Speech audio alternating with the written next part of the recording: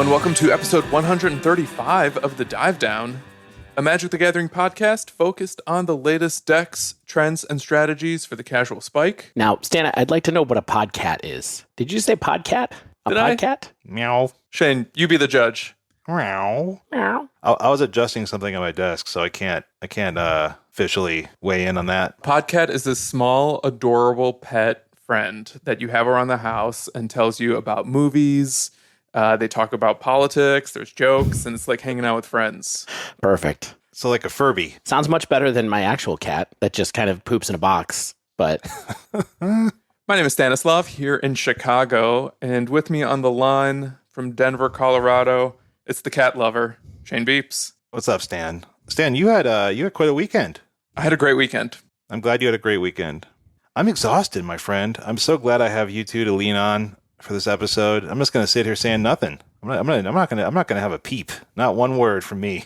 Just like usual. Lean on me when you're not strong. I'll be your friend. Just the two of us. No, Stan it's not. and Dave. boom, boom, boom, boom. Also with us, Ba-doom-ba-doom, it's boom, the boom. cat lover, Dave Harbarger. Yeah, cat people don't write me. I do like my cat. Her name is Molly. She's very sweet. She's a tiny, tiny calico. She's nice. She's very nice. Yep. Listeners, Show us your cats. Send us pictures of your cats. You know we love them. Get in the Slack. Send us pictures of your cats. at the Dive Down on Twitter, all one word, tweet us pics of your cats. Yeah, please. But for now, it's that time. The ManaTraders monthly tournament for July was Modern. One of the first large tournaments since Modern Horizons 2 came out around 6 weeks ago.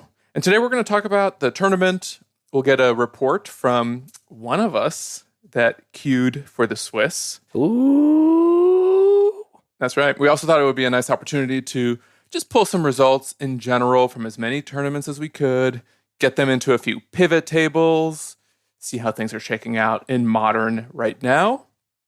Before all that, though, we're going to talk quickly about the changes that happened and will continue to happen to Historic. And of course, let's take a minute for some housekeeping. Shout out to the newest patron to join the Dive Down Nation, Jacob J. Also, big thanks to Tyrone Shoelaces for going up a tier. Is that their given name? Yeah. Yeah, it's of the Westminster Shoelaces. Mm-hmm. Well known. If you'd like to support the show, you can find us on Patreon, patreon.com/thedivedown. You can also support the show while playing Magic via ManaTraders. If you sign up for a ManaTraders account with promo code TheDiveDown, all one word, get 15% off your first 2 months Magic rental service. Yeah, do that. Do both those things. I'm sending so many envelopes out next week. I can't wait. So many. Yeah, I've been emailing Dave PDFs, label PDFs. Oh yeah, you got those mats going out. We got some mats going out. He's getting in there just under the wire before I put, literally tonight I'm going to print the PDFs that you send me, and then the printer is going in the box because I am moving houses in 2 days. It's gonna be so smooth, Dave. TikTok, Mr. Wick.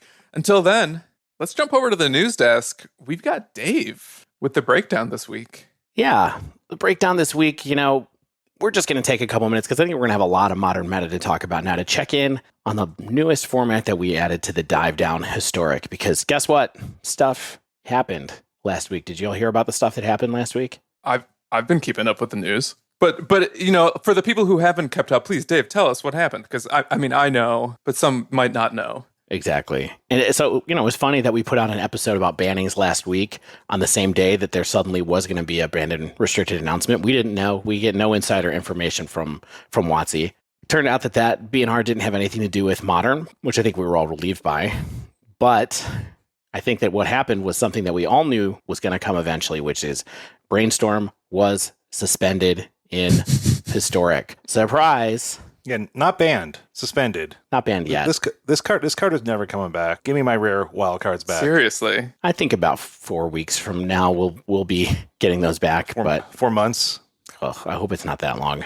What was the gap between, I think Omnath was suspended for a number of months.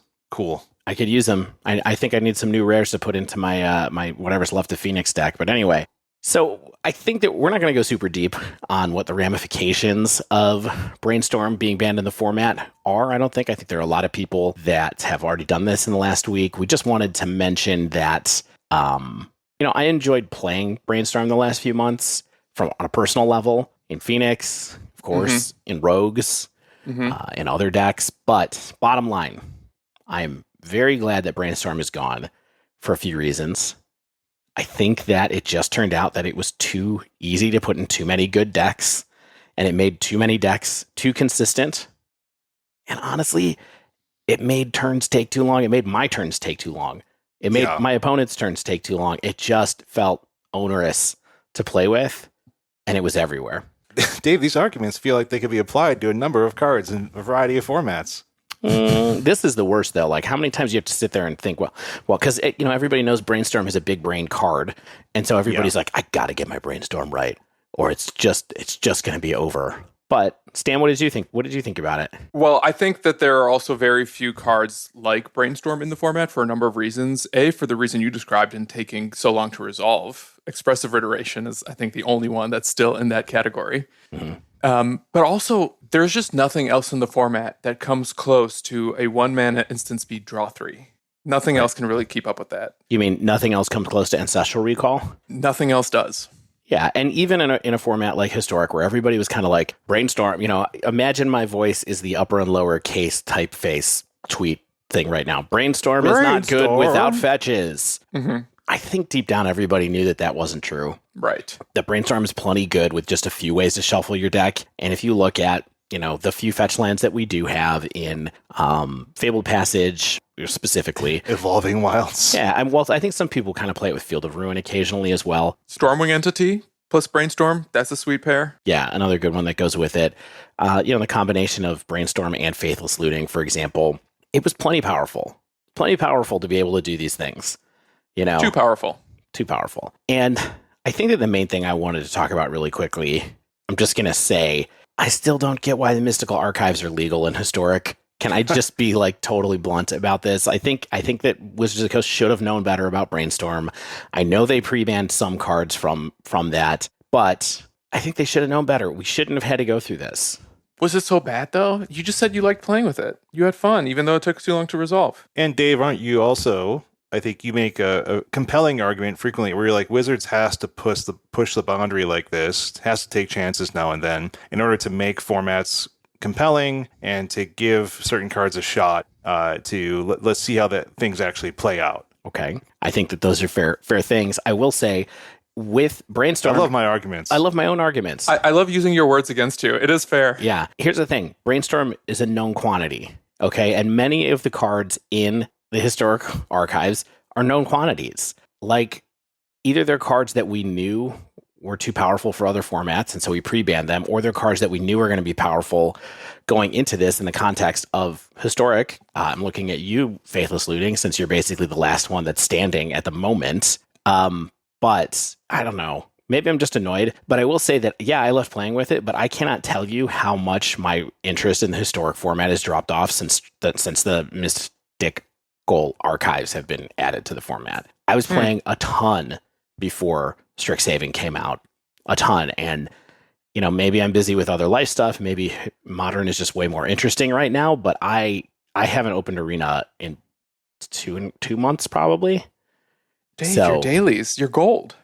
I am letting those fall by the wayside as well. I'm liking paying attention to Modern, liking playing Modern, and I got off that treadmill. Like that treadmill of I got to keep up with my dailies. I got to keep up with my free gold. Like, I'm going to fall behind somehow. And, perhaps that's like the luxury of having our oodles of podcast dollars to throw at Arena. But I know that if we do, if I want to focus back on Arena, that we are caught up well enough that I'm not going to fall too far behind. Yeah. I mean, and look at how many cards have already been banned from the archive. Time Warp is on that list. I mean, I know that there were a bunch that were pre-banned. I feel like there was one other one, right?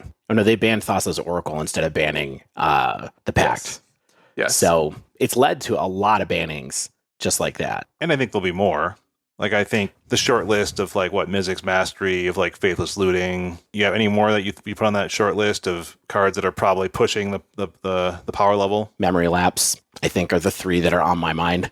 Still, I do think that Mizzix's Mastery is a whole level worse than those other two cards, personally speaking. But we'll see, I guess. I mean, without Brainstorm in the format, I think that there's a chance for a lot of new things to happen or a lot of old decks to come back. And so I guess we'll just see if that happens. But I just don't understand how we ended up in a place where Lightning Bolt is worse than, or is more problematic for a format than Brainstorm is, honestly.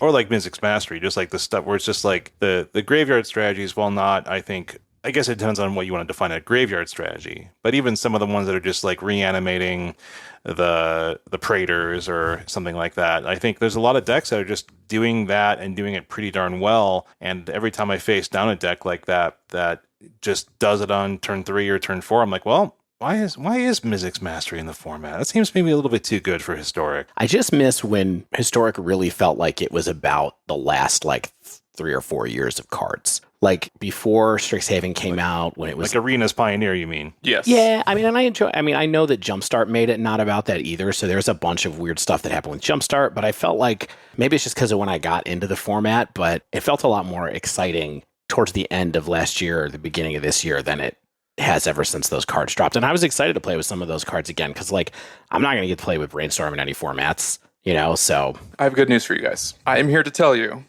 that not only have I still continued to play Historic basically on a daily basis, I think the format is awesome right now in the way that post-ban formats so frequently are, where you have a couple of mainstay archetypes that are super familiar and have been good in the past and kind of felt like they got pushed out by the wayside, in addition to a semi-Wild West environment where I'm just running into all sorts of crazy stuff, such as black-white humans, 4-color elementals, bunch of Boros mid-range decks. And I also have a surprise for you guys just today. Uh-oh. Well, I have a surprise for you too, so you go first. The reason why I said I needed 10 minutes before we can record Is to make Mythic? was to hit Mythic. No, not again. Wow, what a How do you have weekend. the time for this? I just posted the screenshot for you guys.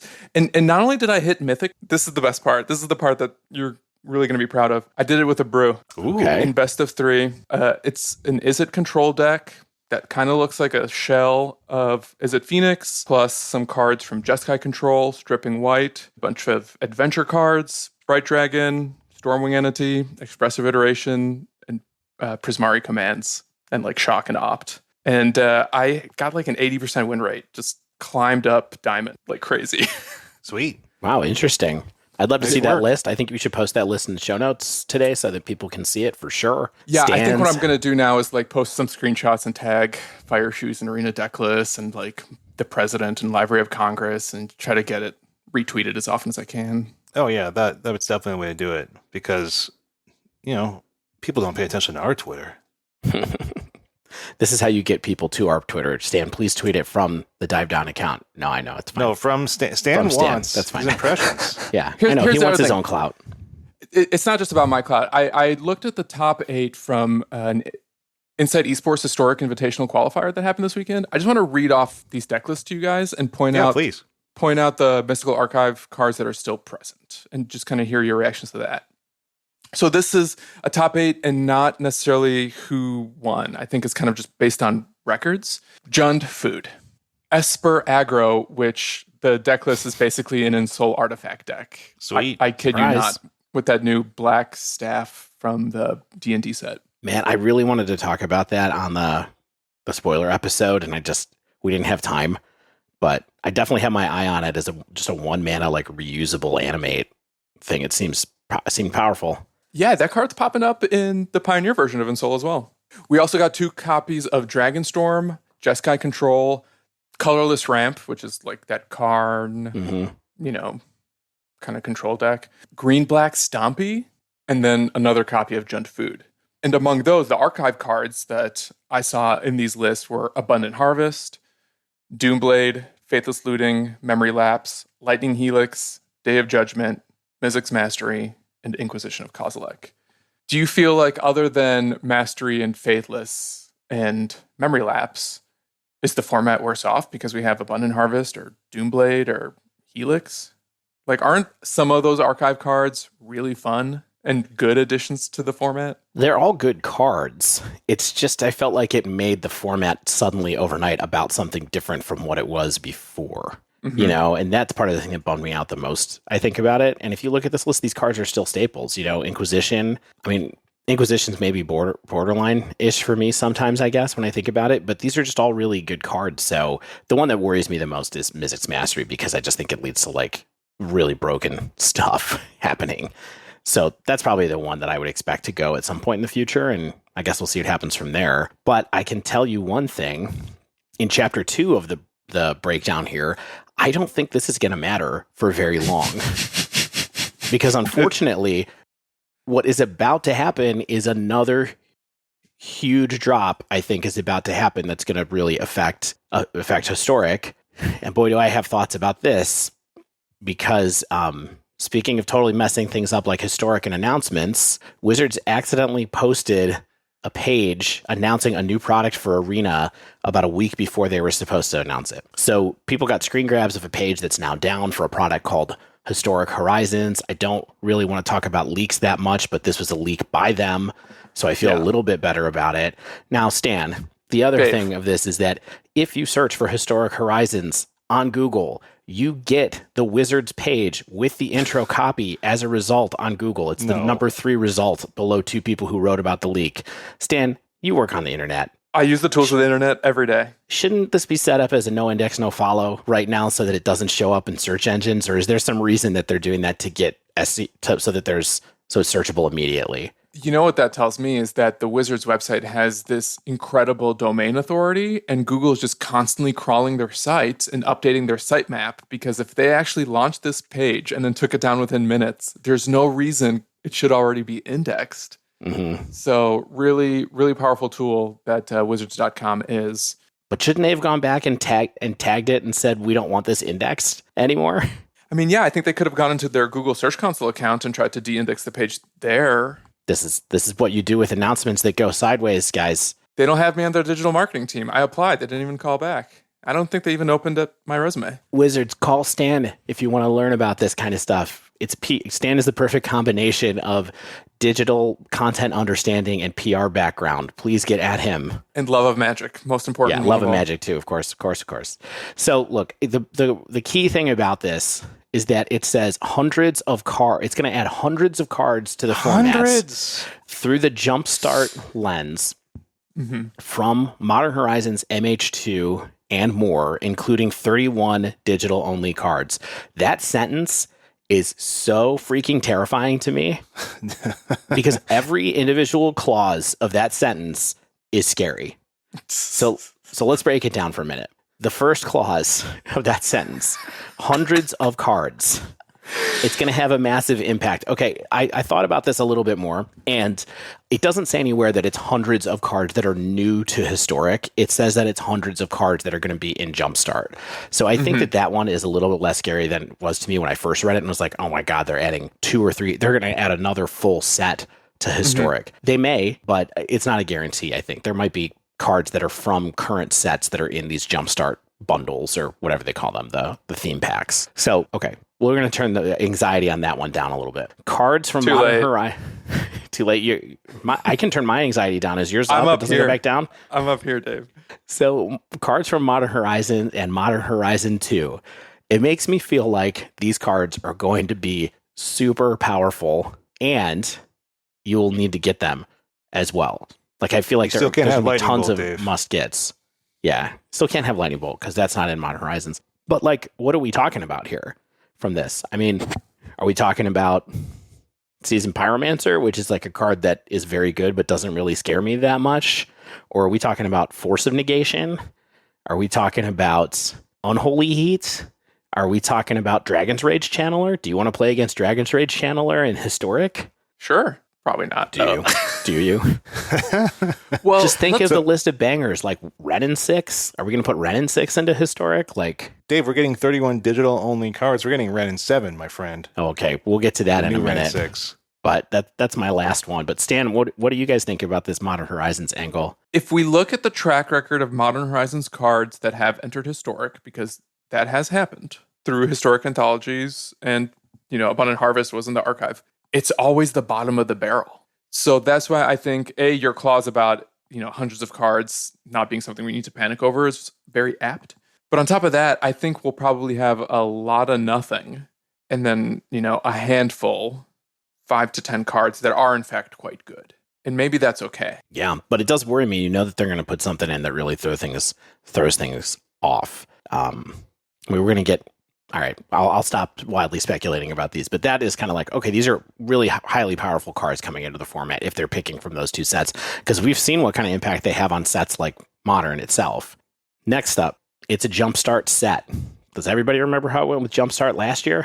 Yeah. Either you got something random or you spent some wild cards. Basically, you can only spend wild cards, though, because the packs aren't available in the store. You have to play the event in order to get the packs. So how many times are you going to draft Jumpstart to be able to actually pull these out of packs? This is like a huge wild card buy-in, basically. If there are good cards in it, there's going to be some good cards in it. Yeah.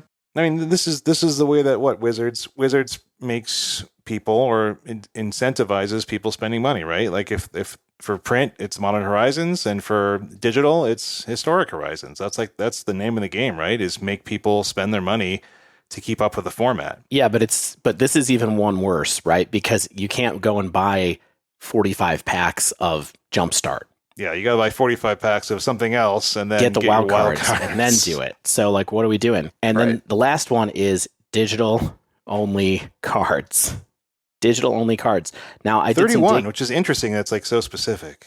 Yeah. Now, I did some digging on this, and I don't remember where I read this, but I believe that someone confirmed that these are digital-only cards in the sense that they are cards that do not work in paper. They're not cards that could be paper cards that are only for Arena, that some portion of them will be cards that only work in a digital setting. Now, what does that mean? Triple-sided. That does mean something like triple-sided, or it could mean something like this card, when it comes into play, puts a copy of a different card into your deck. Like, think about Hearthstone mechanics and stuff like that aren't actually replicable in paper. And those are popular. Like, they have those in Runeterra, where it's like the sort of like the create a random card or pick from this, like these 15 cards that you could possibly get type thing, and sort of the random generation element. That's fine for them. You know what I mean? Because they are digital games.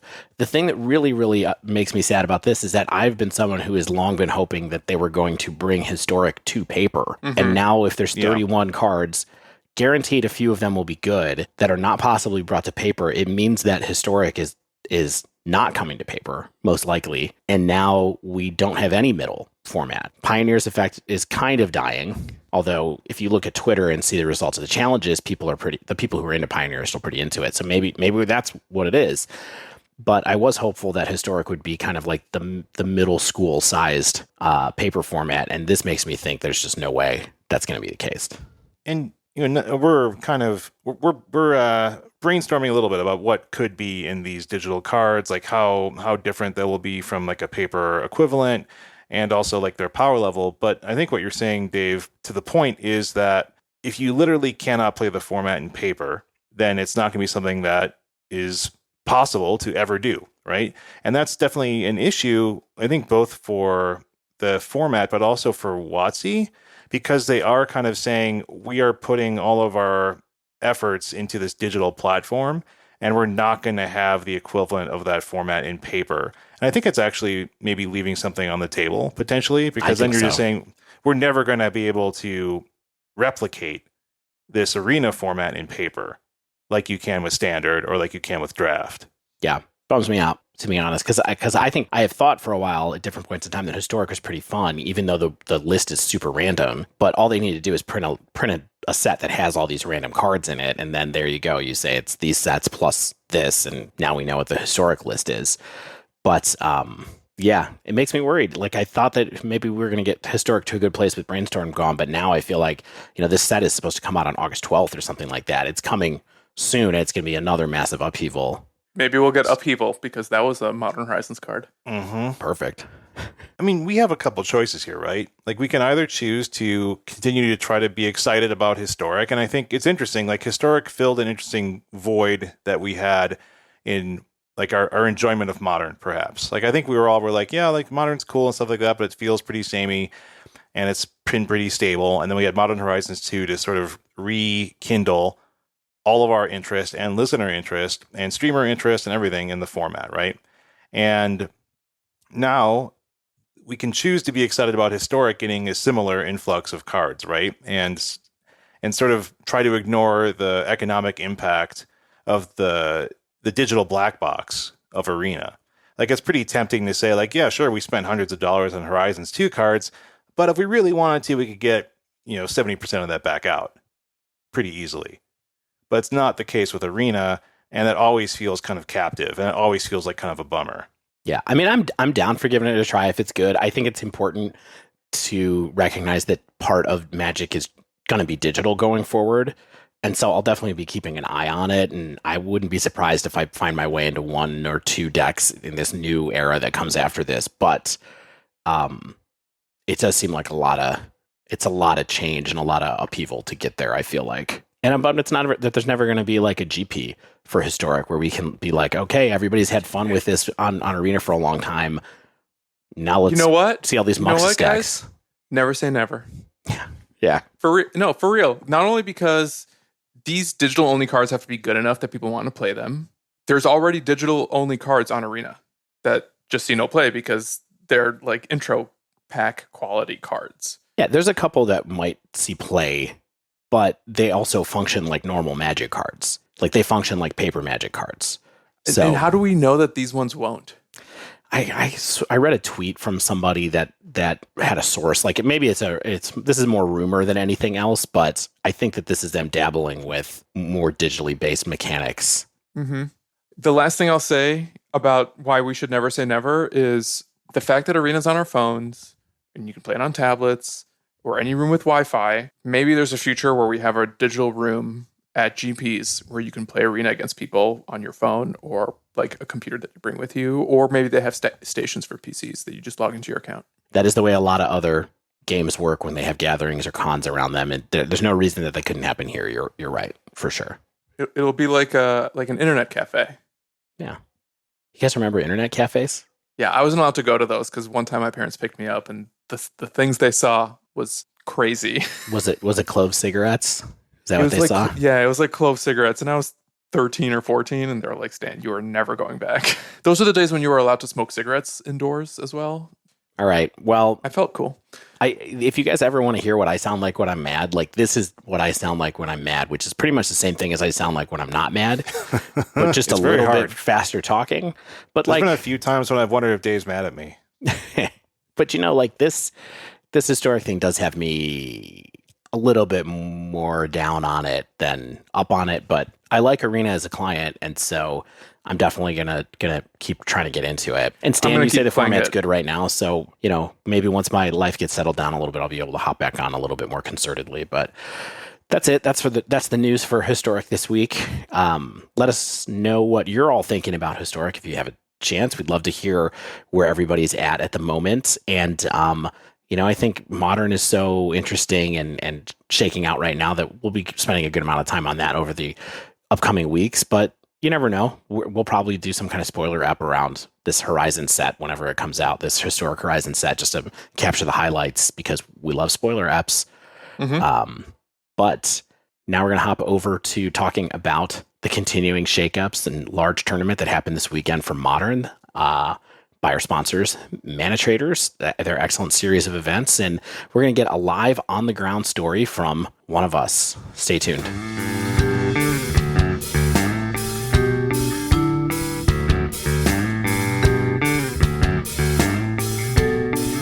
So as we mentioned in the intro, this month's ManaTraders tournament series was Modern. And a certain frequent guest on the Dive Down, Stanislav, got to play in the Swiss. I even had a featured match. I welcome people to check it out. Well, don't give everything away. We're going to get to that in a little bit. We'll get to that in a little bit. Let's start by taking a look at the numbers a little bit. For the tournament, we had a lot of data. 213 players qualified. And as soon as decks were submitted, or as soon as they were due and submitted on Friday afternoon, the entire trove of deck lists was released to the public. Do we think this is the biggest tournament to happen since MH2 has come out? The biggest, broadest, most like a GP kind of thing that we've had? Some of the qualifiers, or some of the weekend challenges been like hundreds of folks? They are, but this is like, imagine that this is day 2. Like, sure, that's what this is. So there were, I think, thousands of people maybe playing, or maybe 1,000 or 1,500 people playing in the qualifying rounds that could winnow down to this 213 people to qualify. Good point. So really, what we're looking at is a GP day 2 in a lot of ways right here. So kind of how I've always thought about these ManaTraders tournaments. Very astute, Dave. So as soon as we had the deck list from all 213 players, as usual, Bamzing, who is the unofficial friend of the pod, I wonder if they know that we exist. I was just going to say, Bamzing, if you happen to listen or if someone you know listens and wants to reach out, email us. Or tweet us. I'd love to talk, man, but we need to tweet at you because we are starting to use your breakdowns quite a bit. So we really appreciate the work that goes into them. Now, we do have our own pivot tables a little bit for this week, too. But yes.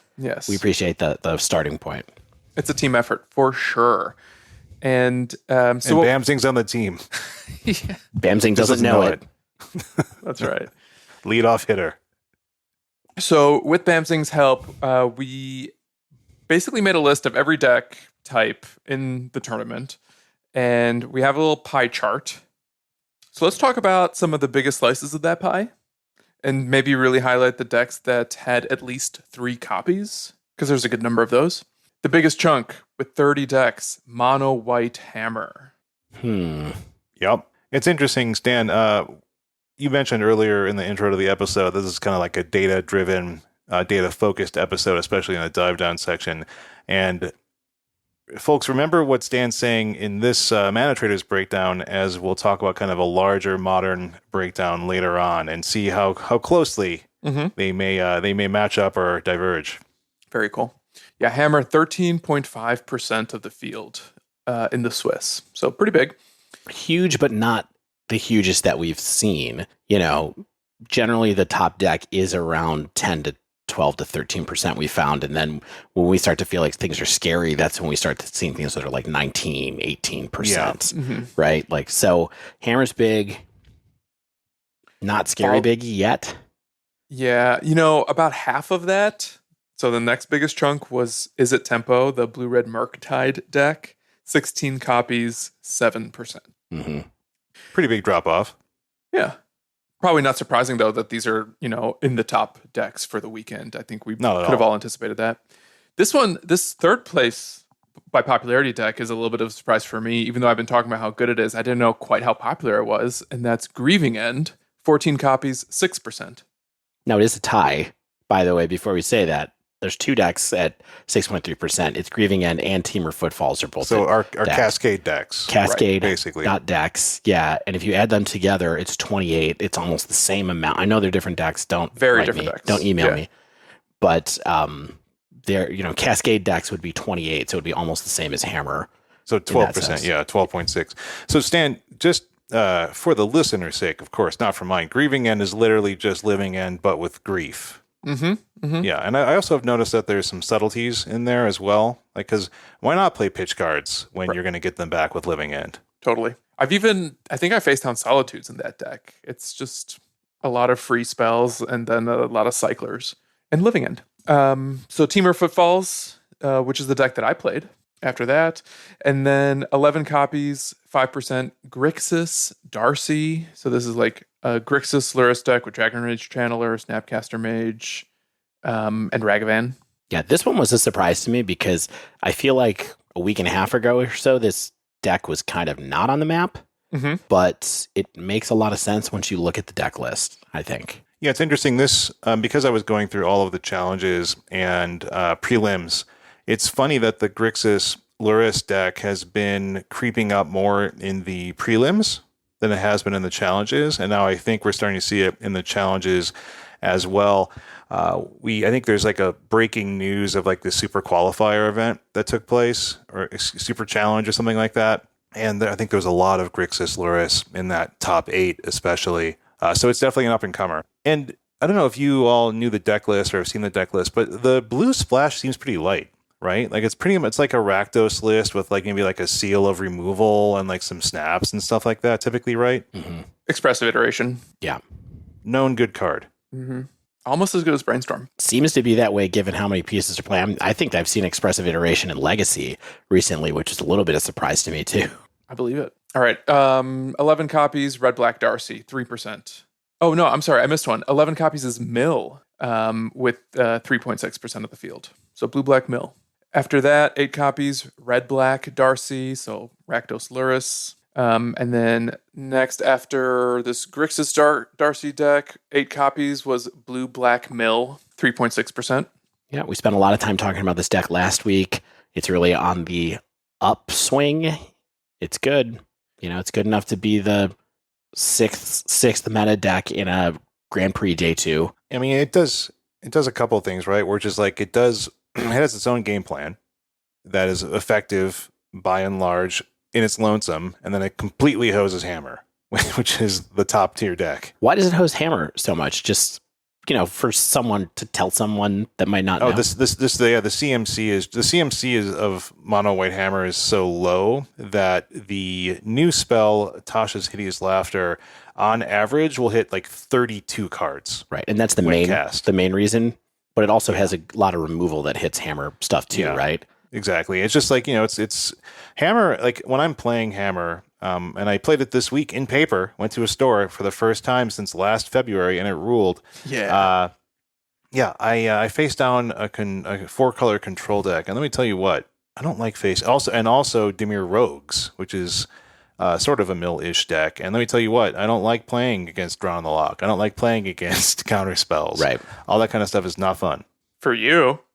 Yeah, right. Following Mill, Red Black Darcy, so like Rakdos Luris, 7 copies, 3%. So we got a lot of different Darcy decks here. We got your Murktide deck with a bunch of the format. Then we got Grixis, Red Black as the two other ones, and then there's even more pretty close to the top of the metagame as well. Yeah, we're about to get to those. 3 different decks, 6 copies, just under 3%. Amulet Titan, Eldrazi Tron, and Mardu Darcy. Yeah, the real wild card of the weekend is Mardu Darcy, which basically is the red-black deck, but with Prismatic Ending and Kaya's Guile, right?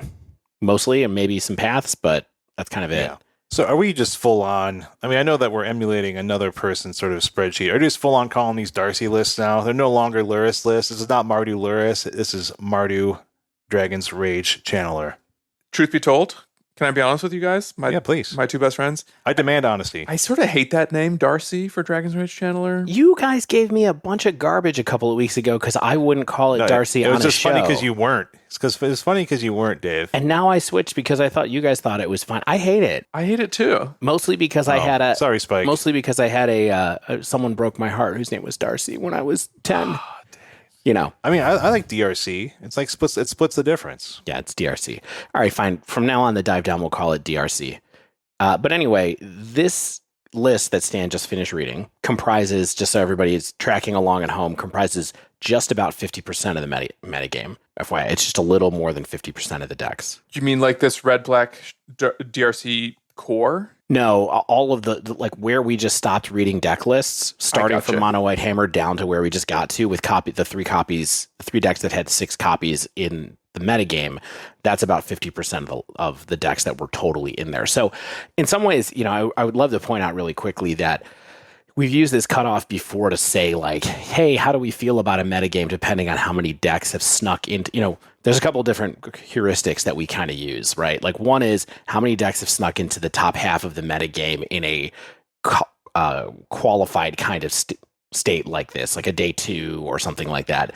The other one is, are the one-offs that are in this metagame bigger than the biggest deck, which we kind of use sometimes to go as well. And so it's worth pointing out that there were 42 single decks that were in this metagame as well. So generally we kind of think of those as like signs that the metagame is okay, but this is real like anecdotal kind of stuff. It's just how we've kind of judged things in past conversations.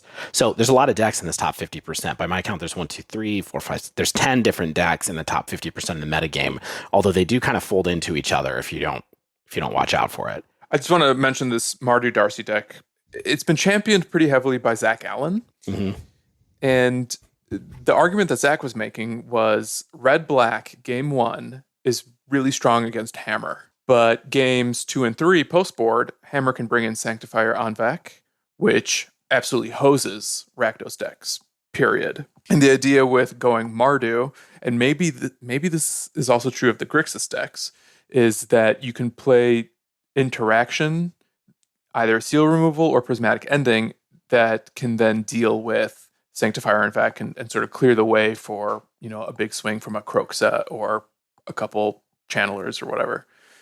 Yeah, I mean, it makes a lot of sense. I will say, spoiling some of our later observations, because we could talk some more about the Mardu list later, but by my count, there were 4 different Mardu decks. So there were 6 decks that were entered into this day 2 as the Mardu Darcy decks. 4 of them were placed between 9th place and 32nd place by my count. 4 of them. It might even have been 24th place. They were very close to having multiple of those decks top 8. One of them finished in 9th place. I think one finished in 15th, one finished in 18th, and I think one was in the late 20s. So it actually had a really strong showing this weekend, I think. So potentially a good meta call. Yeah, I agree with the take that you need something to get rid of Sanctifier and Vec for sure. All right. Should we just list off without numbers the rest of these decks? The 3 to 5 copies? Sure. There's some interesting stuff in here. 4-color elementals, Jeskai Breach Station, Jeskai Control, Jund. I'm not sure what that is. Is that like the 3-color red, black, green midrange? Interesting. Boros Burn was in here. Boros Burn also had a reasonably strong showing because when I was looking through that kind of second tier of placements, there were at least 2 decks that were in the top 16 that were red, white, burn. 4-color Velomachus, Ad Nauseam, green, white Heliod, which is a deck we don't hear about a lot anymore, at least, and Glimpse of Tomorrow. Mm-hmm. And then as Dave... No, we still are operating in an online environment. Yeah. For green, white Heliod. And Dave, I think you mentioned this briefly, but there were 42 different decks with just a single copy, about 42. And, as a category, that other bucket, that's almost 19% of the field. So that's still bigger than the most popular deck, Hammer. It's actually bigger than Hammer and Murktide put together. It's not bigger than, it's close to bigger than. So there's 46 decks between Murktide and Hammer. There's 42 decks that were singles. But the point, I think your point still stands. There was a lot of people who were willing to bring not the top of the meta decks. Now, how did they do? We'll talk about that in a minute. But I think there was room for some spicy things here still, even if the top of this metagame really is starting to consolidate. Since Modern Horizons 2 has come out, and maybe, I don't know if you want to transfer over to kind of our impressions of what we're looking at here, but the things that seem to lead the meta right now are your Urza Saga decks, your Dragon's Rage Channeler decks, and your Cascade decks are a big part of the meta, kind of no matter how you slice it, right? Totally. Oh, yeah. Do you think you have to pick one of those decks to do well?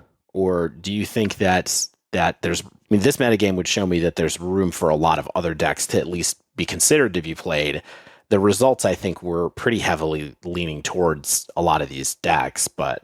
I think that... I don't know if you have to play one of these decks, but I think that the way that these decks are operating are so hyper efficient right now that I think whatever deck you do play has to match up against the threats that are being presented, or even the counter magic interaction that's being presented in a way that keeps you on pace with them, right? And I think right now there might just be the case that the density of threats is in the decks we've talked about, right? So I don't know if it's a matter. It's kind of like a chicken or egg, right? Like, do you need to play these decks, or are these the type of decks that people seem to figure out ways to fight when they don't necessarily have the efficiency to do so? Yeah, and more on all this later, because Shane, of course, had said that he has a wider metagame analysis that includes this tournament and also prelims and challenges. Oh, it doesn't include this tournament, it's just prelims and challenges? Yeah, it's just a separate one. Okay. And I thought it'd be interesting to contrast them as well. That's great. So Stan, where do you want to go next with looking at ManaTraders? Well,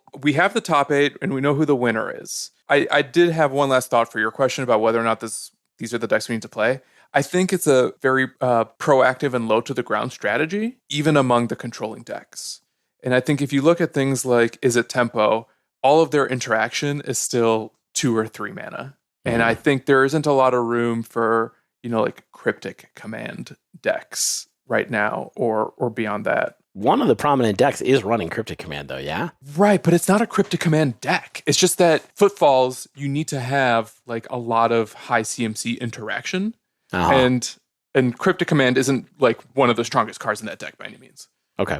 Interesting to know. Why don't you take us through the top 8? Top 8, in no particular order. Will Kruger on mono white hammer. Well, that's a good place to start because they won. Excellent Magic Online player and actually Chicago local. That's right. Will Kruger, who screen name is X Whale, shows up all over the place. Great player. We hear about him at like Energy and stuff like that quite a bit as well when there's paper tournaments going on. Yeah, we played with him at that SCG regionals before the pandemic happened. He's buddies with our Judge Jack. Will's a notable local. Maybe we can get him on the pod one day. It's a good idea. Will, if you're out there, get at us. He notably used to be a very big Titan player. Right. A lot of Amulet Titan from Will previously. You got to follow those good decks, Dave. Will's list was pretty stock as far as hammer decks go. I thought it was interesting that, to fight the mirror, they have, what is that, like Manriki Guzari? What's that? Oh, yeah.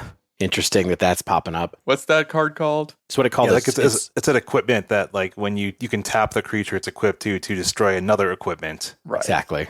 Unfortunately, it costs 2 mana, so you cannot get it with the Urza Saga. That'd be so good. It'd be like an Urza Saga race. You can get with Steel Shaper's Gift, though, right?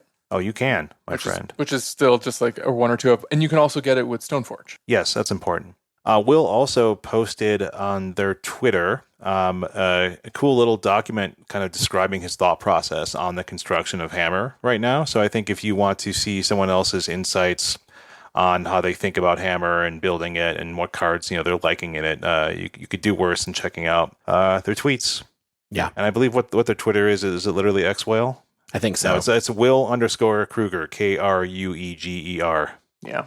All right, up next in this top 8, we got Corrado Decio on another copy of Mono White Hammer. We also got Gerardo Dalia on Is It Murktide?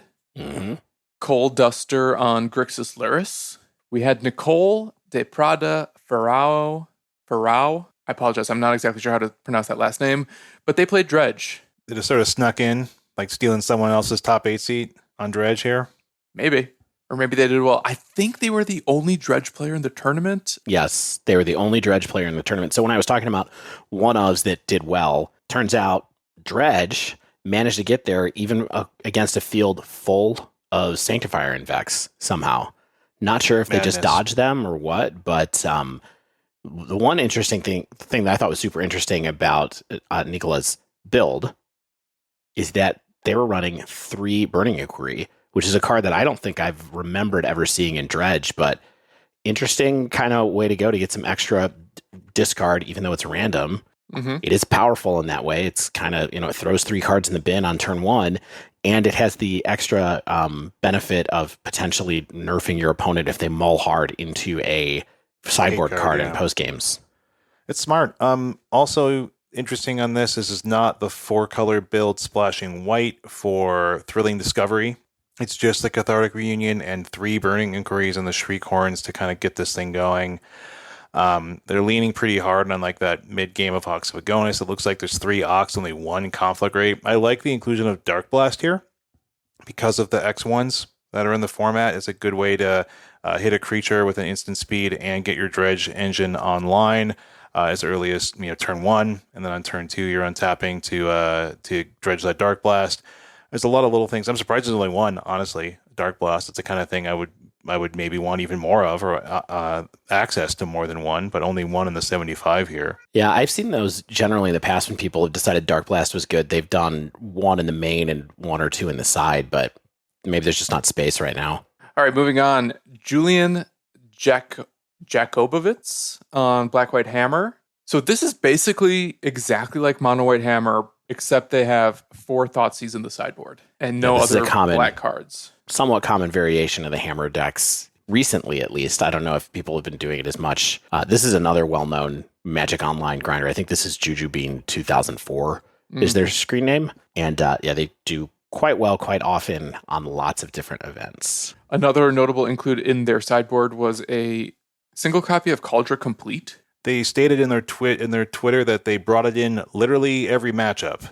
Like they were continually bringing this card in. They stated, it's funny that it doesn't rely on you being a Orzhov deck to play Cauldron Complete. They also do have a cranial plating in the main, so they're liking a few different artifacts than other folks are. They're also teching the single Gaia's Blessing, just hoping that it doesn't get Tasha's Hideous Laughter exiled, and that just gets milled so they can survive against mill once or twice, perhaps. For sure. Sky Sweeney on Grixis Shadow, featuring 2 copies of Grim Lavamancer in their main deck, made top 8 of ManaTraders. Grim Lavamancer. Kind of interesting, in a field full of Ragavans and, Dragon Rage channelers that aren't delirious. Grim Lavamancer will clean up a board. Yeah. It's not a card you see often these days because it's a little slow. Yeah. But I like the idea of trying to use it, like you said, against all these small creatures. I mean, if they literally can't play a Dragon's Rage channeler when you have Grim Lavamancer up unless they have Delirium already, which sometimes you need your Dragon Rage channeler to get you to Delirium. So there is a little bit of that, like, oh, I have to wait to play one of the best cards in my deck kind of game of chicken. And then, it hits Ragavan. It does it at instant speed. Like, there's a lot of different angles here. It probably does a lot against HammerTime, because since HammerTime equips at instant speed, being able to kind of have onboard tricks that can target the creatures that they tend to equip to is really good. It can hit a Giver of Runes in that matchup as well really easily. So if someone gets a Giver online, you can take them out. Seems like a reasonable card to think about using right now. And then finally, Bart Van Etten on, is it Murktide, to round out our top 8. So we got Hammer, Murktide, Grixis Shadow, Grixis Lurrus, which are like, close-ish to each other. And then we got a Dredge. Somehow a Dredge makes it into a top 8 with 3 decks that are definitely running Sanctifier and Vec in the sideboard. Yeah. Seems, pretty homogenized, right? It's basically 3.5 decks here. Yeah. Hammer coming in as like the known entity and like one of the best decks in the room probably, and still surviving so well is continually surprising to me. Like that's kind of indicative. I think we've seen this in the past of like a very powerful deck is one that can win in spite of being a known entity, can win in spite of facing down certainly various hate cards and things like that. And it might be the kind of thing where people are relying on the wrong ones. Like just last week, we talked about the power of something like Kataki's against this deck, or even something like the concept of Chalice of the Void on 1 can be really good against this deck. And people are playing a lot of Chalices right now because of the fear of the Cascade decks and and the super efficient Izzet decks and things like that. But honestly, I was, like I said, I played against a turn 2 Chalice on 1 and a turn 3 Kataki just this weekend, and I had enough. Like I had already done enough where it's like, okay, well I can pay for this hammer and then I just pay for this construct. And just get there with like the additional mana you have through cards like Springleaf Drum and just having enough mana to do so. And then like when Urza Saga pops, it puts the artifact onto the battlefield. And then you can equip it with Sigarda's Aid. You can equip it with the Paladin, Pure Steel Paladin. And it's just, you have ways to get around the hate because you're so hyper efficient. And that's just the case of a lot of decks right now, I think. It's just like you have to have the right hate at the right time. And sometimes the more broad hate that you think is going to be good enough might not be. Right.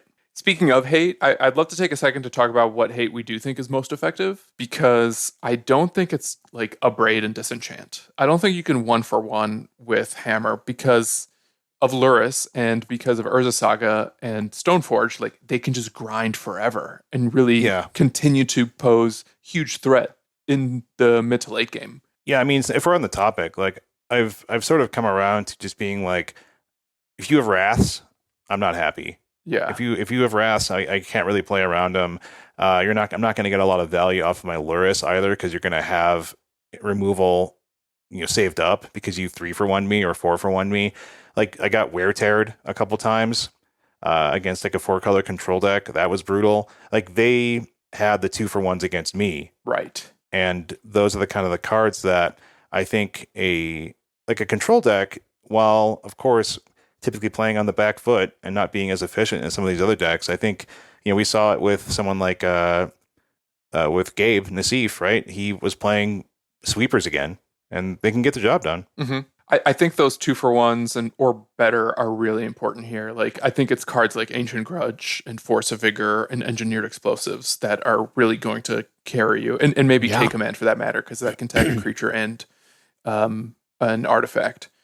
Don't count on a Braid. Shattering Spree, that's another good one. Shatter Storm, I think, can even, if you can survive long enough to cast a Shatter Storm, I think that can probably be pretty backbreaking. By force.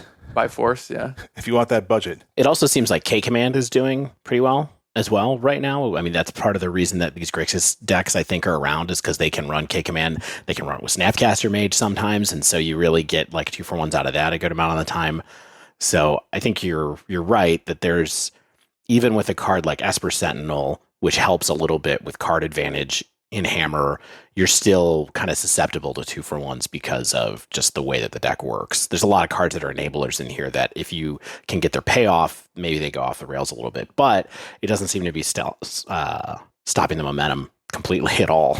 So we'll see what happens. Can I give you guys a little tournament report of my own? Yeah, real quick. I wanted to talk about what deck was missing from the top 8, and turns out it's the Cascade decks didn't quite make it. Well, it's because of me, I think, because I didn't make the cut. Yeah, so Stan, tell us about this. So you qualified for the Swiss. And you qualified for the Swiss. It's not a word. So you qualified for the Swiss basically just playing Is It Murktide, right? Oh, yeah. It was for our deck dive on Murktide. I just played 10 qualifier matches and accidentally went 8-2. I was surprised that you switched. So first, let's talk about your deck selection. Yeah. I think more than just, so let's talk about when you were doing well with Murktide. Mm-hmm. Everyone's doing well with Murktide. Mm-hmm. Why'd you pivot into Footfalls? Couple reasons. The reasons why I chose not to play Murktide was I knew it was such a known entity, and I didn't want to have to play either a ton of mirror matches, which is my absolute least favorite thing to do in Magic, is play mirror matches, because they're just like 50-50 coin flips so frequently. Mm-hmm.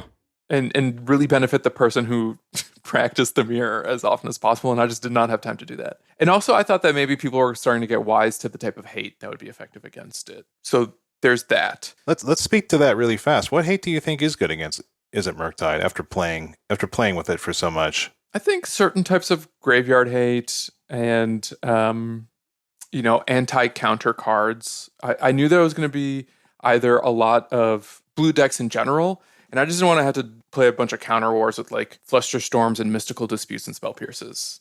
And really, the other thing is I didn't want to play a lot of long, arduous games either. I kind of wanted to get in and out as quickly as possible. And Murktide... And you think Footfalls is that? I'm surprised. I think Footfalls is it's a much faster deck. Like Footfalls is turn 3, turn 4 Rhinos, and it's just like, do we get there or not? And then if we don't, we try to grind it out. Whereas Tempo is like, we need to play a little dinky threat and protect it. And if we don't have that threat, then we're stuck in a super long game. Yeah. Interesting. Okay. And you had had reasonable practice with Footfalls too. You hadn't played like as many matches, but you've been messing around with the deck. You took it to like FNM. You played it in paper recently, right? Or is that all right? No, I was playing Murktide in paper, but I was playing Footfalls variants basically since MH2 came out. I did a couple leagues, ton of practice matches. I did a league in the week prior. I've also been goldfishing the deck a lot for whatever that's worth, just to think about sequencing a little bit. Turn 3, Cascade again. I did it. Every time. But, sequencing can be important, I think, and that's what goldfishing can sort of help you identify. And likewise, I just sort of anticipated that Footfalls, it's a little bit more proactive. It's more of a combo control deck where sometimes if I recognize the coast is clear, I can just, play my Cascade spell and hope that wins me the game. And even though I was anticipating Chalices and Fluster Storms and Spell Pierces there as well, I just didn't think that it was going to be as prevalent in the field. And I didn't think there would be as many mirror matches. So, and I was right. I didn't play a single mirror, but ended up playing against Murktide twice. That's shocking that you didn't play a single mirror, though. I never played Hammer either. I mean, it's... how many matches did you play? I played 6. I went 3-3 drop. Oh, no. Now, you started out 3-1, though, right? Correct. Yeah, I went 1-1, and then... I beat Murktide round 1, lost to Adnaz round 2, then I beat Amulet and Bant Snowblade. So I was alive for a while. And then round 5, I actually got picked to be on coverage with CCR and Jarvis commentating on my match. when I played against That was exciting. We were in it. We got in there. We watched. It was great. It was so cool. And I played against Murktide again, and I lost a real nail biter. And then finally, I lost again in round 6 to Yawgmoth. Yeah, rough ending there.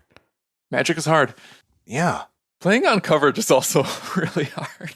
Yeah, how did that feel? Becomes a real mental game. Wait, so first off, it was not live, but you knew that the match you were playing was going to be broadcast? Is that how it worked? Correct. Yeah, they record the matches and then they broadcast it as soon as you're done to prevent people from sniping and ghosting you, which I think is a really cool system. So it's like the delay is 30 minutes, but then I also got to be in chat and kind of talk about my plays, and I got to chat with my opponent and the spectators as well. Yeah, got people trolling you. Yeah, and likewise, that was a nice opportunity to learn based on the type of feedback that the commentators had for my play patterns. Because with it, my hand was also exposed, so I was really I broadcast my screen to the stream. Mm-hmm. So that was neat, hearing how better players than I might have navigated certain lines or situations. There was a moment, there was a very provocative moment in my coverage, because I took game 1, and it was cool. And then game 2 happened, and I had. I want to talk about your game 1 win. The game 1 win was sweet because it was like, oops, all borrowers. Right. And you sort of like were able to sort of grind through with bouncing and playing out borrowers and maneuvering to a pretty conclusive win game 1, I think. That's true. Yeah, I got to bounce with some cryptics, bounce with some borrowers, and then just ride those 3-1 flyers. Turns out 3 in the air, real potent threat. I had rhinos for a couple turns, but eventually they were able to like unholy heat my rhinos, and I think they bounced one too. Yeah, your opponent did had to do a lot of damage to themselves with their land, so it helps a little bit when you're going to have extra threats to be able to keep putting pressure on them, especially since they have to put so many cards into killing your rhinos and that. Right, and in its own way, like a single rhino eating an unholy heat doesn't feel terrible. Because it's a token. It feels great. Trading for a card. So if they have to spend a couple of cards to deal with my rhinos, and I have a shardless out, like that's a lot of bodies that they're like throwing cards out the window to deal with. Yeah, absolutely. So that happened. This is an open decklist tournament, so I happen to know exactly what my opponent might bring in against me, and I knew that they were on EE and Chalice. And something that had worked for me in round 1, and I decided to replicate in my coverage match that made the chat go wild, was I took 12 cards out for games 2 and 3. And those 12 cards were Violent Outburst, Shardless Agent, and Crashing Footfalls. So you took out the entire combo. I took the combo out and I brought in like endurances, I had 4 mystical disputes, basically banking on a control game for 2 and 3 with the hope of totally blanking all of their interaction as well. And in that regard, like they were drawing their EEs and chalices that just ended up doing nothing. Mm-hmm. But when your deck is called Crashing Footfalls, when it's called Teamer Cascade, it does seem a little bit weird to take those cards out. But what do you think actually happened after you did that? So you did that, and you said it worked for you in game 1. So in game 2, they drew cards that were blanks against you. Were you just not able to get there still? Were your threats just getting taken out by the removal, or what do you think happened? That's exactly it. Like I wasn't in a position where I could provide a strong enough closer, especially against turn 1 Ragavans and Darcy's. Mm-hmm. I'm just going to say it. Darcy. Put a quarter in the Darcy jar, Stan. And Dash Ragavans ended up being a bigger problem than I anticipated for my deck. Not to mention if they're able to hold up 2 mana counterspells, they always had the advantage and I was never really able to recoup it. And that's what happened. So what do you think? Did I just have confirmation bias because that crazy juke transformational sideboard worked for me and I got lucky? I mean, you love doing stuff like that. Sometimes it's like better cute than good temptation, right? I think you should talk to some other people who've played a bunch of Footfalls. Like I haven't played that deck at all. Maybe, and I don't think that the commentators had played it that much necessarily, and I don't know. I think you should ask. Yeah, so Turtle Power is asking a really great question because in game 3, I kept all the Cascaders out, but I brought in a few Footfalls, which Jarvis said is the worst of both worlds. And I thought that was really funny. I have to agree with that, I think, actually. Like, even not having played the deck before, it does seem like having no way. I mean, one of the things that's nice about, from the outside in, one of the things that's nice about Footfalls is occasionally you play a control-y game where you just suspend Footfalls in turn one, and then you play your lands, and you play your interaction, and then you get this boost where all of a sudden your threats are online. Maybe you have their board taken care of. You have a counter spell up in case they try to counter your Footfalls when it goes on the stack, like all that kind of stuff. With no way to cheat them, though, like with that being your primary plan, it does seem like you might have a hard time grinding as much with this deck as you'd want to, especially against Murktide. You were playing Murktide, right? Was that correct? Right? Yeah. And I think that ended up being true. Just the suspend 4 is a lot. Yeah. And I don't think I fully appreciated that. And I was really just saying, like, well, maybe I can suspend a Footfalls on turn 1 or at any point in the game and then control until it pays off. But it just takes too long to pay off. They see it coming. You got to find them. They can prepare for their own interaction. Yeah. Like, I think one of the advantages of the Cascade deck, right, is that you basically have like rule of 12? Yeah.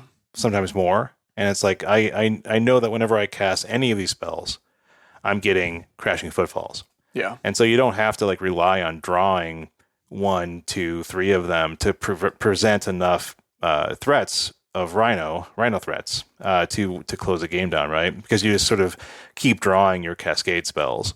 And sometimes they even come along with a 2/2 for value. Yeah. Here's what I'll say in an effort to maybe save face a little bit. I didn't feel like I was a deck master going to this tournament, and I knew that. And I sort of saw this as I was really fortunate to qualify in the first place. My expectations were very reasonable, and I was just excited to learn, try to win, but also, test myself a little bit. And if I have to learn from my mistakes, so be it. And that said, one of the best ways for me to have learned by my mistakes was hearing the coverage. And not just in hearing their reactions to my sideboard plans, but even hearing them talk through my sequencing and sort of what my opponents were capable of versus what I was capable of, and how I can sort of have made different choices throughout the game.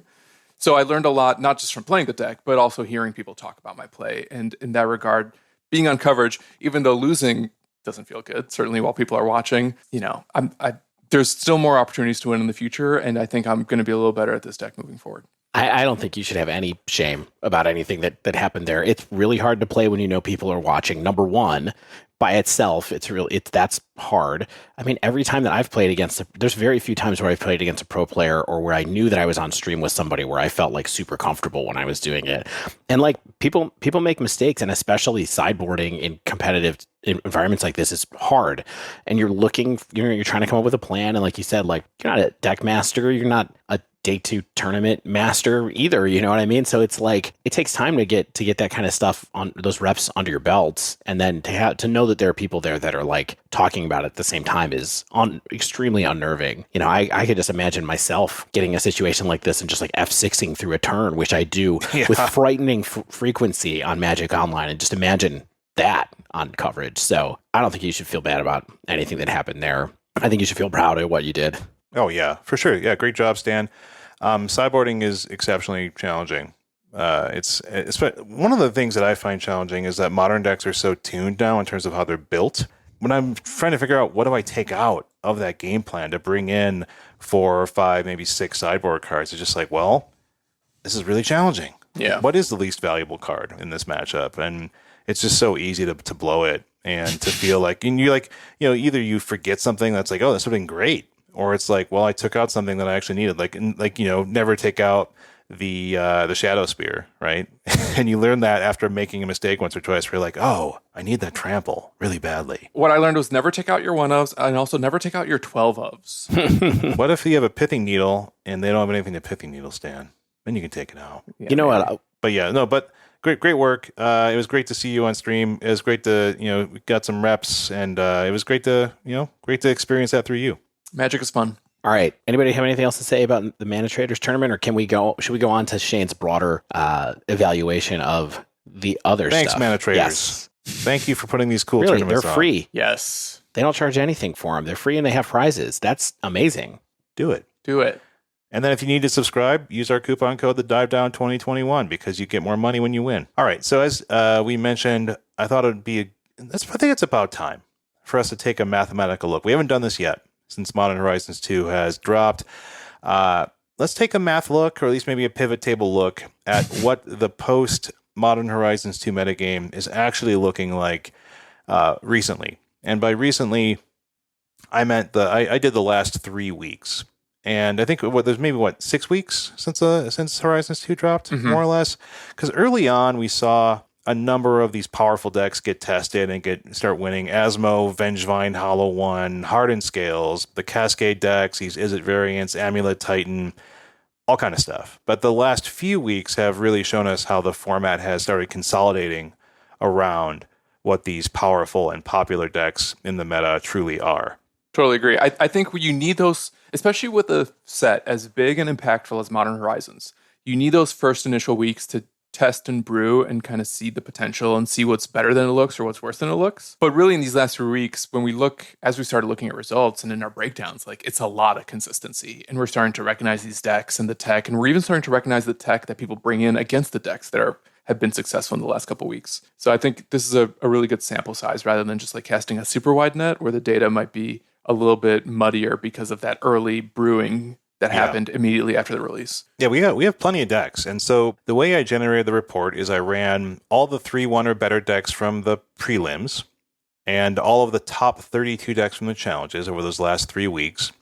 And I wanted to see what the stats were showing us in terms of what was winning and how they were performing. How many decks is that total? That is a total of 308 decks. Wow. Okay. Pretty good.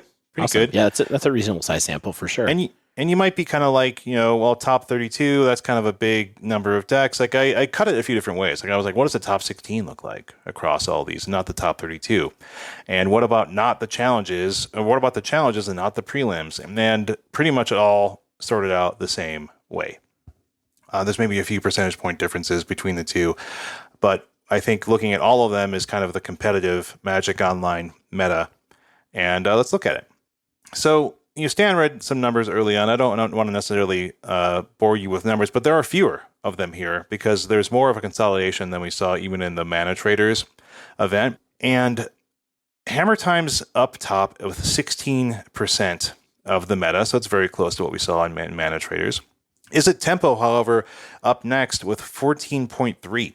So that's definitely a larger proportion of the overall meta than we saw just this weekend on ManaTraders. Up next, just like in ManaTraders, we see the Cascade decks. We see Living End with 6.5%. Crashing Footfalls 6.5%, and Living End with 6.2%. So that's about 12.7 is these sort of Cascade style. I know they play pretty differently, so it's not fair to lump them together, but you get the idea. Yeah, please stop. Rakdos Luris 4.5%.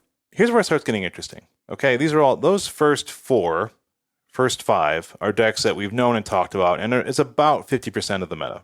It's about 50%. Following that is where stuff gets a little bit more fun and a little bit more weird. Velomachus Turns, 3.6%. The Mana Symbol Special. Mana Symbol Special. After that, Jund, also 3.6%. There's a few variants here. They kind of get lumped together.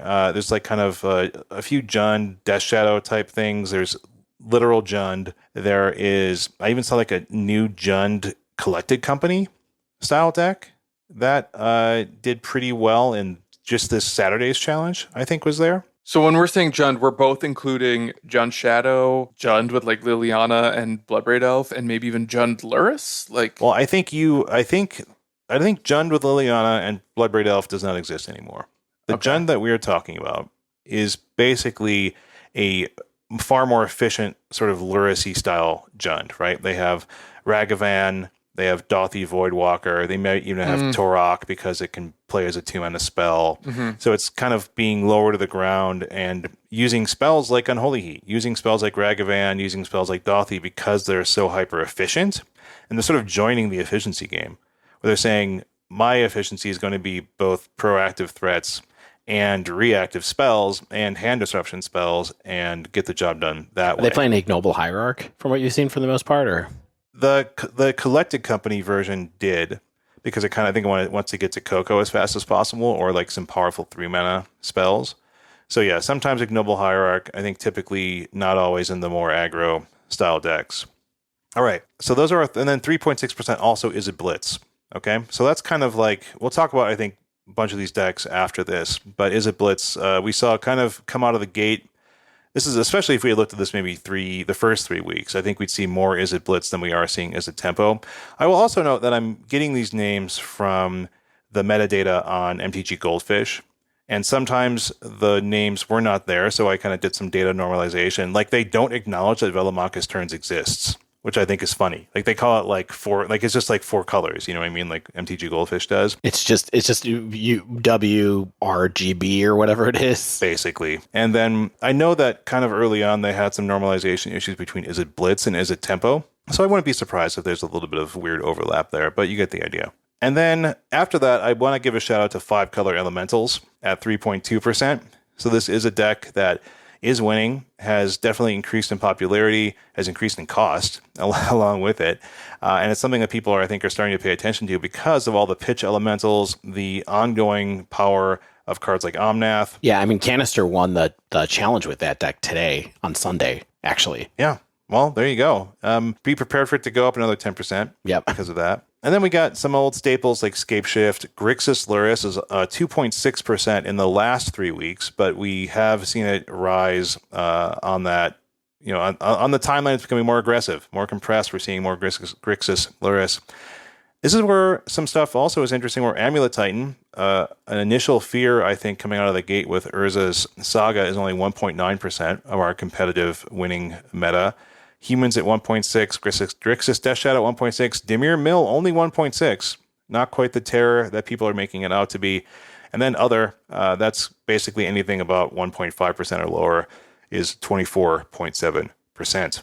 Got a couple questions. Please. About this. And I don't know when the right time to talk about it is, but it's right now, Dave, because you're asking. Where's Asmore Decay awesomeness? Right? Yeah, I mean, let's just talk about what's not here. Let's talk about what's not here, right? There's no food. No food. There's no Asmo. There's no Tron. Adnos. There's no Tron. There's no Niv. There's no Scales. There's no Enchantress. There's no Boros Burn. There's no Affinity. There's no Affinity. There's no Blue Moon.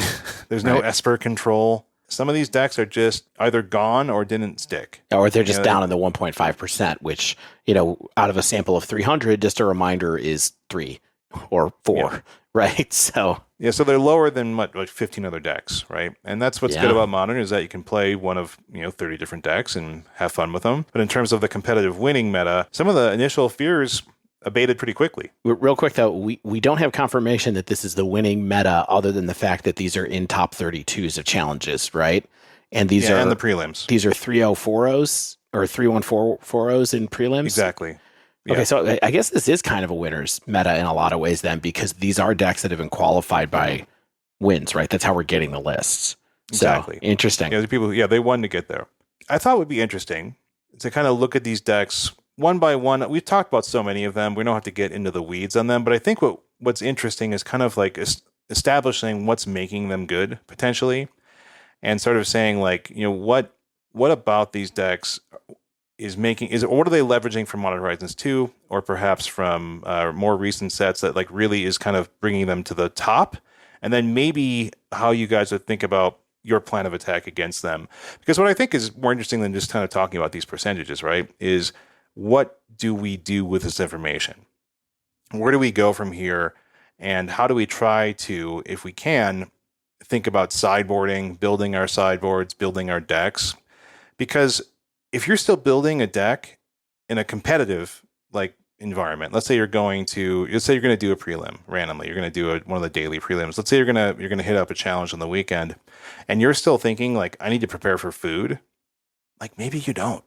Like, if you're still thinking like, I need to prepare for even mill, like maybe more than just a Gaia's Blessing on the sideboard, maybe you don't, because these decks are not necessarily seeing their way to the top. Like, do you need to play 3 Blood Moons to hate out Amulet Titan right now? Probably not, because they're sort of like self-hating because the presence is just so low in the meta, and people aren't confident in bringing them to the tables right now. Of course, that changes as sideboards change. Yeah, and also keep in mind that this is the winner's meta, which means if people are sideboarded against them, that might be why they're not showing up more in this particular meta. There might be lots of people playing them still. It's just they're losing because people are already sideboarded. So, yeah. I mean, that's what's mildly, it's hard to know unless you're like looking like deep into the weeds, like how are people constructing their decks, like how many blood moons were in these sideboards and things like that. And I think that is a pretty valid way and like powerful way to kind of try to get an edge. But I think this is kind of like step one, right? Is like what's actually being represented, and then how do I think about approaching my game and approaching my deck building to fight the meta that I probably will actually see more than I'm just afraid to see. Okay, so let's just look. One of the cards that kind of came out of the gate was Urza Saga, and I think we can basically acknowledge that HammerTime is the Urza Saga deck right now, and that's what's leveraging Urza Saga the most strongly, I think, because there's an argument that Amulet Titan gets more power in a vacuum off of Saga popping, because then you go get your Amulet of Vigor, put it on the battlefield. But Titan, I think, has more powerful hate cards against it that, like Blood Moon, of course, right? And it doesn't necessarily present the same array of threats that like Hammer is doing throughout the game. And I think that is just kind of like the edge that Hammer is getting right now, is not only is it presenting a bundle of threats and a potential combo kill, but like it now has an attrition game through Urza Saga. And I think that's just kind of why it's probably the tier 0.5 deck right now, is that it's just presenting these multiple angles of attack. And that's kind of one of the characteristics of decks that we have seen win over and over again. I think not only that, but people are still learning how to deal with it, right? I don't think people are necessarily fighting it as optimally as they could.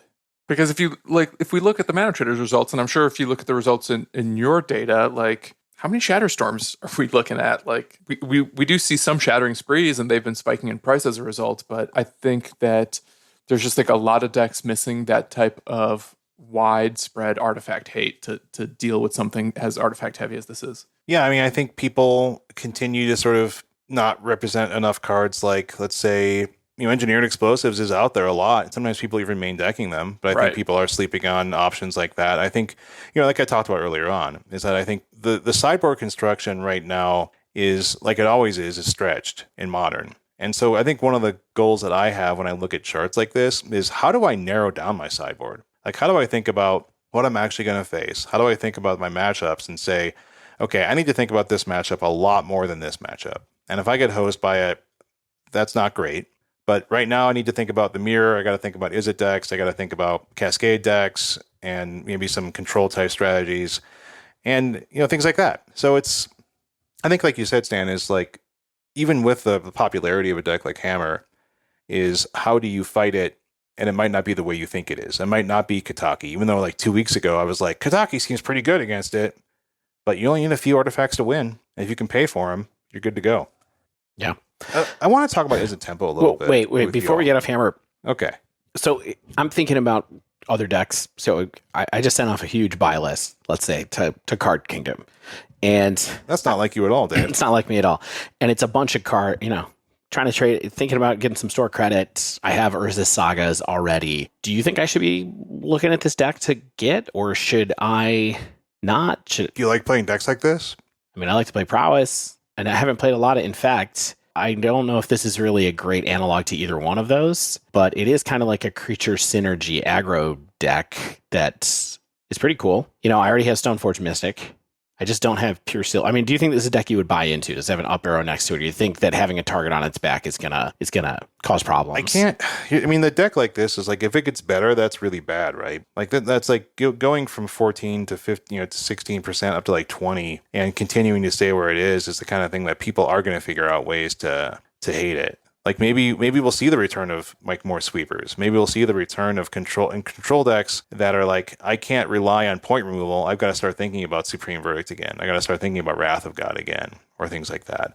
Or even things like Anger of the Gods, which is not going to hit a hammer. Like, that's a problem because it doesn't hit a card wearing a hammer. But that's probably going to be a suite of other things. Like you're going to have maybe an Abrade, or maybe you're going to have a Wear Tear, or maybe you're going to have just some kind of a Path to Exile or Prismatic Ending. So it's the kind of thing like maybe just people need to stop thinking about efficiency sometimes and rely on power. And that's an interesting balance. Like, right, is like, is efficiency always better than just raw power? And for maybe Cryptic Command, maybe that's the issue where like that 4-mana spell is not as powerful as it needs to be right now. But maybe something like a number of 3-mana Black Wraths or 4-mana Wraths, or a card like Damn, right? Where it's like it can be point removal and a sweeper. Mm-hmm. Why not? That can be played in Mardu. I think it is played in like the Mardu decks, right? Like in the sideboard from time to time. I didn't notice that yet, but maybe. All right, so why don't we go on to Is It? Yeah, I want to hear from you all because you play this deck more than I do. These type of Is It tempo decks, right? It's like I still don't feel like we have a really good answer on what hates it. Like what it's not just graveyard hate. Is it just like people need to be playing smarter removal? Like they need to be playing Path and not Prismatic Ending? Do they need to be doing something else? Like more counter magic, more fluster storms? Like what should we be doing? I mean, I think what we're seeing is two things. Like one is the Mardu / Rakdos Luris / Grixis Luris decks even are all starting to pack. They're all packing Terminate now. A couple of weeks ago they weren't. Mm-hmm. I don't think that makes this deck instantly bad, but it was kind of a hard out originally against those decks with when you played a Murktide Regent, and now they have a card that actually kills it.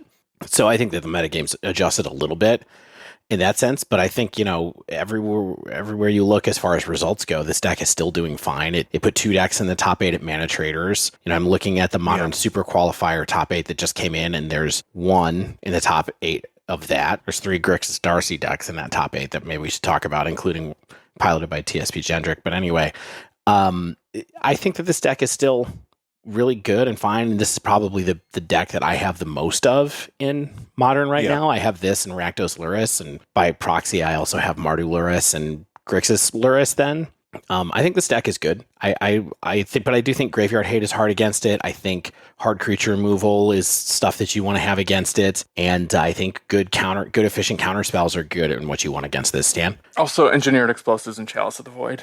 Like Chalice on 1 is really good because it messes up with 2/3 of your threats. 8 cards are uncastable. And likewise, EE will clear a board sometimes if you overcommit to Darcy. And then sometimes a single bounce spell like Sealer removal is enough to deal with Murktide. So even though we're seeing Terminate as a great answer to Murktide, there's 1 mana answers to it as well. Well, and also, and then those ones are recurable by Luris, so there's even more reason for them to play it. Yeah, exactly. So it's just like, Is It tempo is so hyper efficient right now, right? Like it's just like the only 3 mana spell in the list I was looking at was like a singleton copy of Archmage's Charm. Everything is 1 and 2. It's just, and then it spits out. Of course, the Murktide is not, but you don't cast it for a lot of mana typically, and so it's just like it's truly getting to that point where people are calling this a legacy deck in Modern, right? And so, but maybe that's a weakness, like Stan said. Like you can attack a CMC that's consolidated around 1. You can attack threats that are consolidated around 1,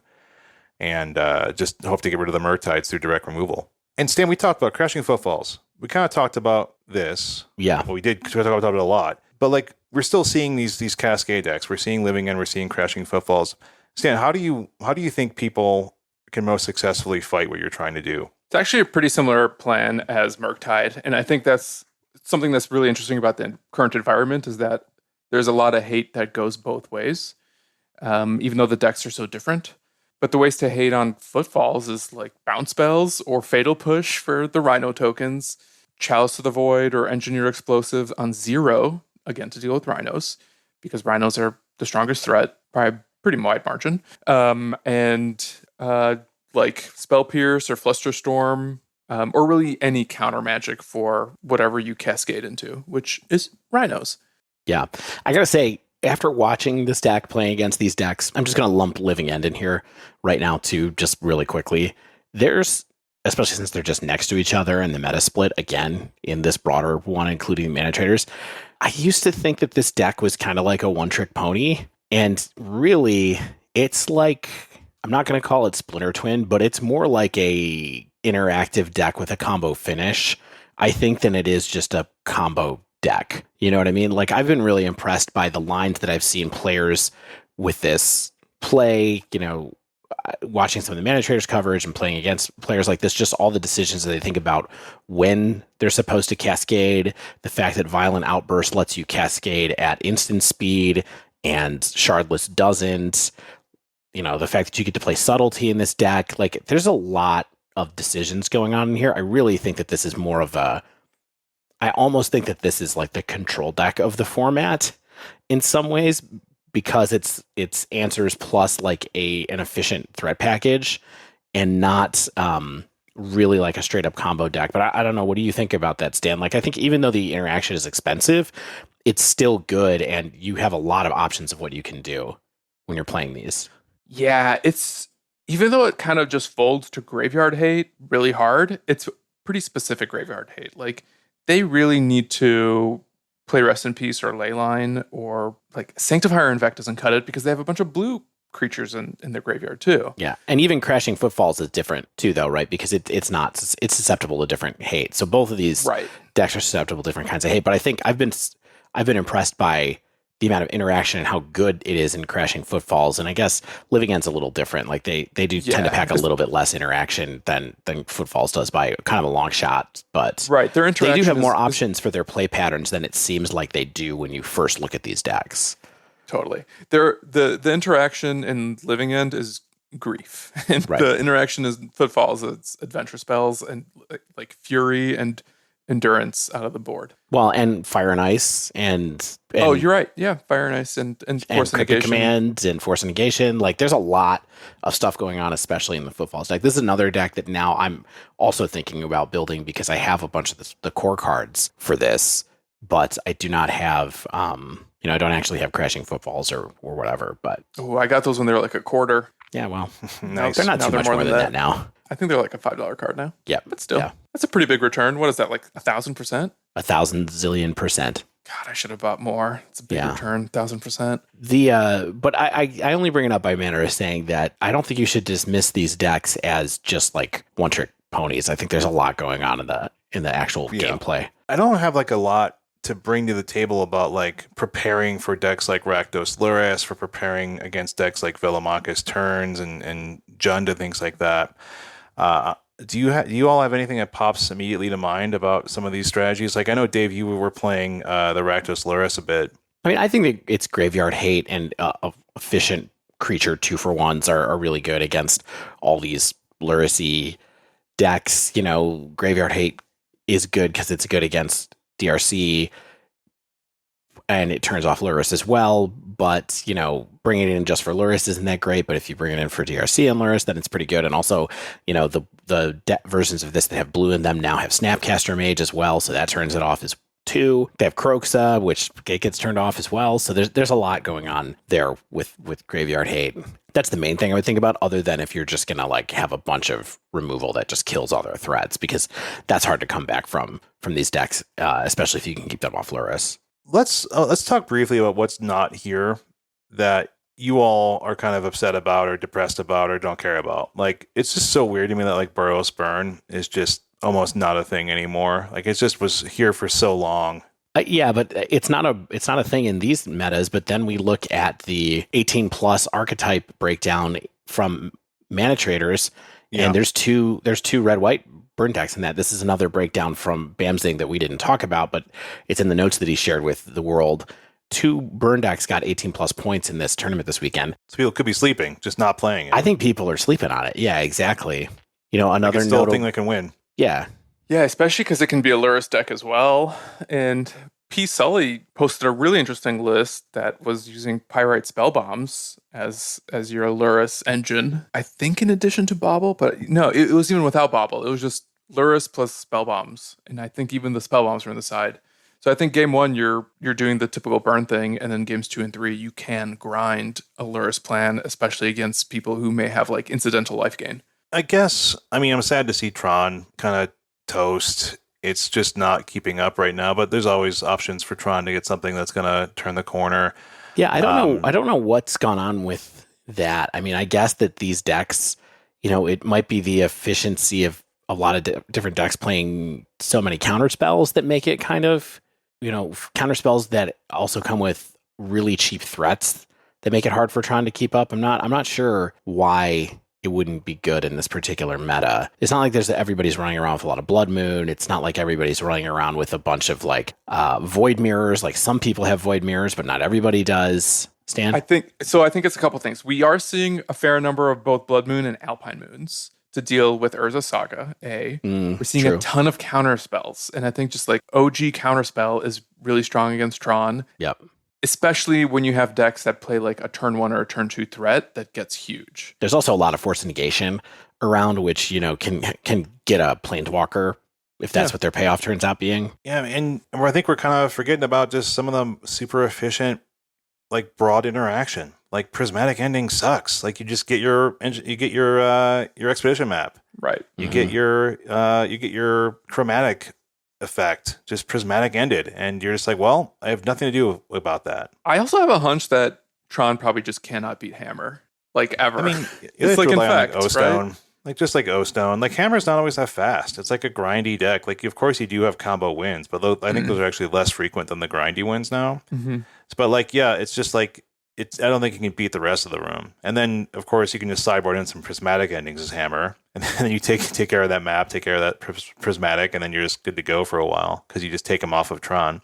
What do you think about what we're looking at here? Like, what do you think about this meta? Like, are you okay with like a 1, 2, 3, 6 decks in the competitive-ish meta taking about 50%? I mean, we saw a little bit more in the ManaTraders meta, but in terms of the past 3 weeks, we're not seeing a huge variety of decks make up the majority of the meta. And do you think? I think personally, there's still room. I think that this is a balance that shake out over time. Like I think we're going to see the back and forth more. Like we were seeing the upswing of Grixis Luris will mean a downswing of something else. How about you all? I think there's a lot of room still too. I mean, these cards are really good, but I feel like in some ways the ManaTraders meta is closer to what the meta should be. I think Mills should be being played more than this prelim and challenge meta indicates. Not played more, maybe played more, but also should be a little bit more successful than what it is here. I think that 5-color elementals is going to get more popular, like we talked about. I think that Grixis Luris is probably going to get bigger. I mean, I still feel like people are going to start to get annoyed with hammer tempo footfalls if somebody doesn't solve a deck that's really good against all 3 of those right now, or at least has a good matchup against 2 of them, and can kind of take some metagame share away from them to kind of push against it. I'm not sure what that is.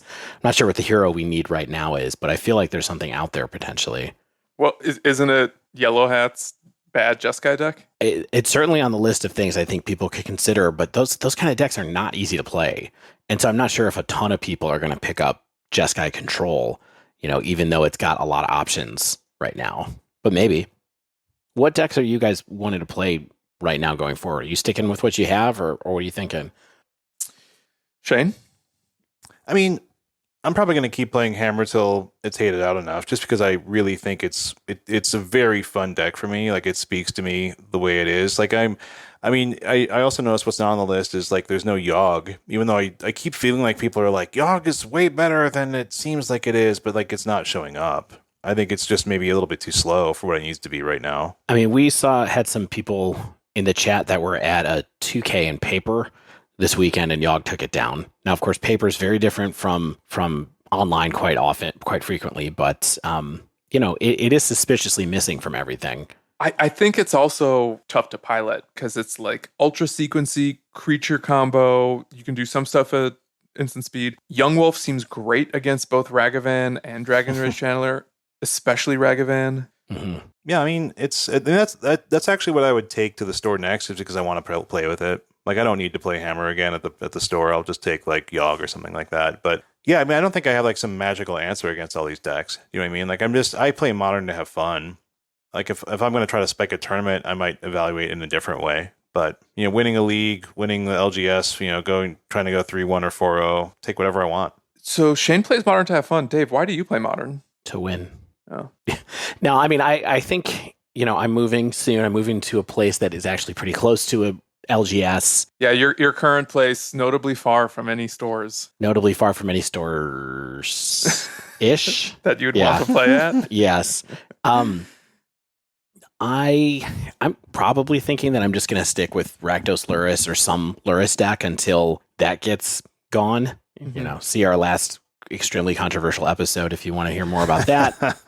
But that's probably where I'm going to be at, is I'm going to take some Ragavan, DRC, Mardu, or Grixis version, because I really think having Snapcaster access to Snapcaster Mage, 1 or 2 is pretty good right now. So that's kind of where my mind's at. I'm going to butt in here once more before Stan comes in, and I think that something like Griefy, Reanimator-y, like an Orzhov or perhaps Esper. Like Spike was on an Esper control with like an reanimator package in it, and that kind of stuff just seems really fun to me. Like I just want to play some of those cards, and that looks fun. So everything's so cheap. The reanimator stuff is so cheap right now. It can't get cheaper. Like you're not going to get 250 mythics out of Modern Horizons, my friends, for very long. So get those Archons of whatevers.